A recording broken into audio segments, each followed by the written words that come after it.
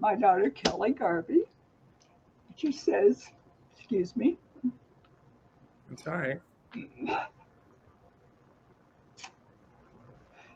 she says to me, Mom, I'm feeling great. I got a direction in life. You got to do this. Follow me. So here comes Asia.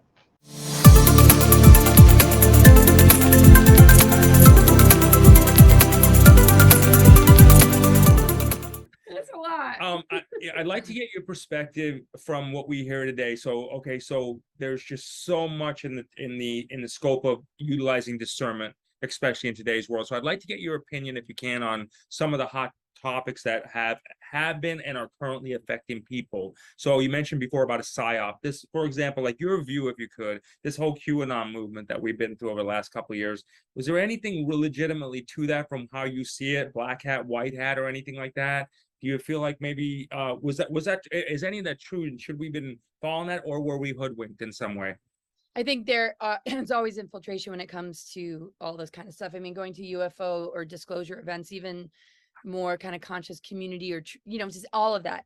There are plans. There are dramas and conflicts. There are things that make it very questionable, that create a lot of division, right? And then there's aspects of it that are incredible and great people that you meet and awesome researchers and colleagues, but not everybody is necessarily like that. So I don't smear people or name names unless somebody comes to me to have that one-on-one conversation, just because I feel like that feeds the conquer and divide, unless I'm absolutely sure and I have like the proof. I just have speculation from being a witness to it.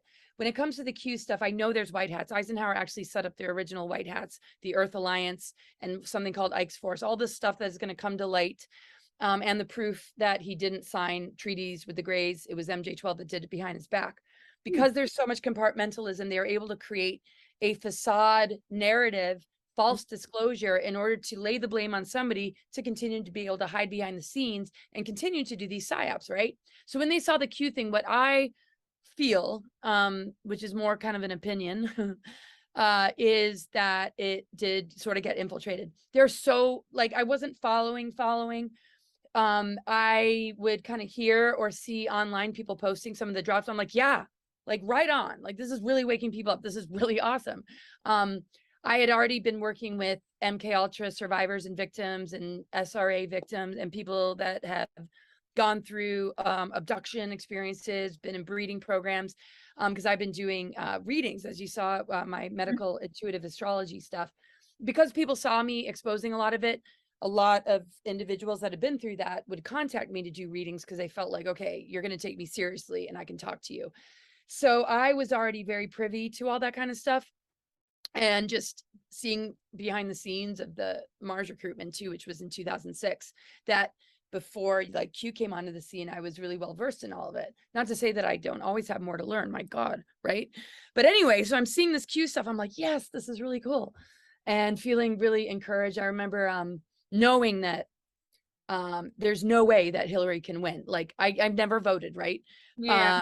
People are like, aren't you an Eisenhower? You never voted? I couldn't even pass the citizenship test in high school. I just don't have a brain for all of that. A lot of it just doesn't call me, even though I'm all about mission. I'm all about us being leaders and forming community and doing everything we can, but outside of that political realm, because, even Eisenhower knew and spoke a lot about, this is not. One of my favorite quotes is, people want peace so bad, the governments had better get out of their way and let them have it. He talks about many people being leaders. He talks about, and it's never supposed to be looking to one leader or a president. So anyway, I always knew that in my heart. But when the Q stuff came around, I remember like feeling really good about it. Seeing some subtle infiltrations or people saying that they're Q and then, probably not being, but I didn't have time to like really like dive into it. I'm just like seeing the spirit of the Patriots, feeling really good about that. And just knowing this is getting the ball rolling, really waking people up. So how can that be a bad thing? Then I decided, okay, let me take one of the drops where I'm not too sure. And this is giving me something to want to research. And it was about Rachel Chandler. I knew a lot about the Epstein stuff and the trafficking and pedophilia, totally. But Rachel Chandler was kind of a new name. So I delved into it and I dove into it. And I found things through just going to their social media accounts and finding hidden sort of links and places that are on certain posts that you're not supposed to really find unless you know, you're really following it. Like I just knew, like I was just being guided. And then I found a website that was all the so-called models they pull off the street saying that they're trying to give them an opportunity, but these were the children that were being trafficked. So I exposed it, I put it on YouTube, and that got me flagged. But anyway, so I was like, yeah, you know, this feels really legitimate. These are really important drops. They're not really leading people astray. But then some of the people who came out that were saying that they're Q, it's like, why would Q come out and just say that they're Q? I just think that there's a lot that has been questionable. I always see, you know, in this sort of lower density of duality. Sorry if I'm kind of looking off because Oh, no, don't worry about that. yeah, when I think or like process, I'm all Yeah, gotcha. All right. okay. So yeah, so I think a lot was legit. I think there was a lot of breakthrough. And then boom, the major psyop started to happen of demonizing people that were connected in any way to Q, anybody that was at January 6th, anybody that might be. I mean, and if that's not obvious that this has been so attacked, I mean, I think it was totally legit. I think that, again, there's always some level of infiltration, but the true heart of it, I felt was, you know, so important for all these leftists to turn a blind eye to things like human trafficking, pedophilia, when Epstein has been out there, it's been headline news. And then all of a sudden, you know, the rest of it is too much. And they're just going to like, I mean, so anyway, it's beyond right or left. I do feel, you know, that was legit. But I remember in 2014, I believe it was, just making sure that people knew who Hillary Clinton really was. I wasn't so invested in Trump at all. I just knew, I felt energetically, you know, after looking at his astro chart, like, whoo, you know, okay, this is, she, you know, after talking to MK Ultra victims like Kathy O'Brien, who was a sex slave to her, and all the horrific things her Hillary has done, that was my huge focus back then. So I guess that's all I can say about, you know, that.